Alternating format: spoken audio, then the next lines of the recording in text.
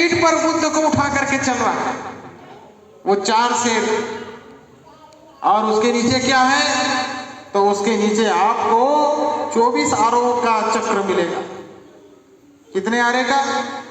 24 आरे का चक्र मिलेगा, जो प्रतीत्य समुत्पाद के सिद्धांतों को बताता है।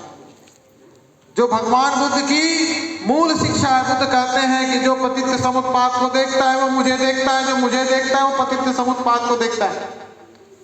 यानी मुझे देखना है तो तुम्हें प्रतीत्य समुत्पाद देखना होगा, और जिस दिन तुम प्रतीत्य समुत्पाद देख लोगे उस दिन मुझे तुम देख लोगे। भगवान बुद्ध ऐसा कहते हैं। भगवान बुद्ध के उन सिद्धांतों को सम्राट अशोक ने वो स्तंभ में चिन्हांकित किया। उसमें और 4 चीज है। उसमें एक है हाथी, एक क्या है? हाथी है। दूसरा क्या है? शेर है। तीसरा क्या है? घोड़ा है। और चौथा क्या है? बैल।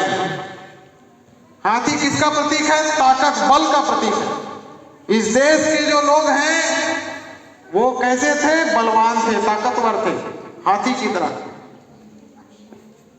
दूसरा है घोड़ा।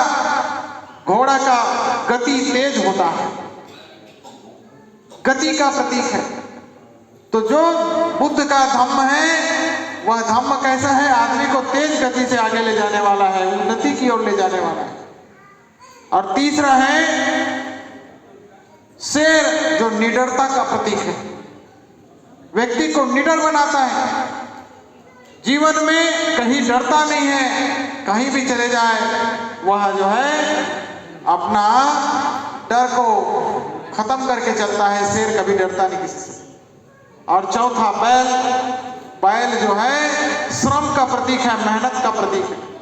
ये 4 इसमें जो चिन्ह है, ये चिन्ह को देख करके हमें गर्व होता था कि हम बुद्ध के शिष्य हैं।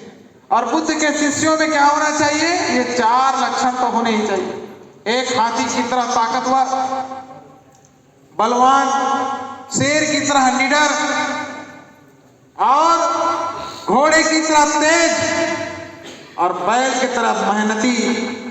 तो यदि ये 4 चीज होगा तो कोई आदमी गरीब होगा? कोई आदमी लाचार होगा? कभी नहीं हो सकता। 84,000 स्तूप चैत्य विहार बनवाए और 84,000 स्तूप चैत्य के सामने में अशोक स्तंभ खड़ा किया, जिसको हम धम्म स्तंभ भी कहते हैं। तो वो स्तंभ को देख करके हर आदमी, गुजरता हुआ आदमी देख करके कहता था ये क्या है? बुद्ध का स्तंभ है, धम्म का स्तंभ है।